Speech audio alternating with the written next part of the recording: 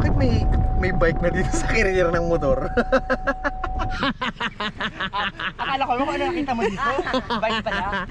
Anong plano mo dyan, ha? Iniwan na nga ako eh. Ha? Iniwan na nga ako. Ikaw, kaya mo pa? Ikarga mo na rin? Kaya ko yun. Kaya mo yan? Kaya ko yan. Ay, puro pababa naman na pabalik eh. Opo.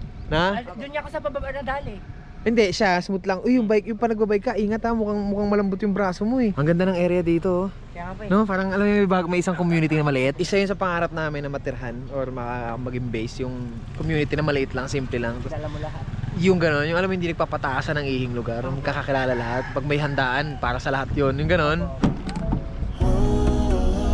OJ! Nauna na sa amin ngayon si Jay, oh. Kasi talagang mag-uulap ng alikabok na doon sa likod.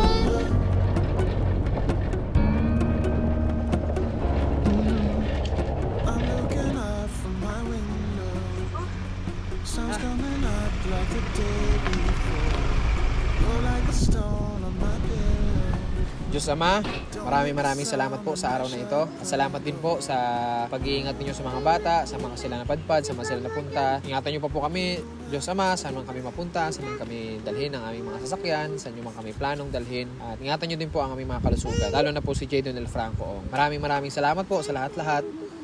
Sa ngalan ni Jesus. Amen.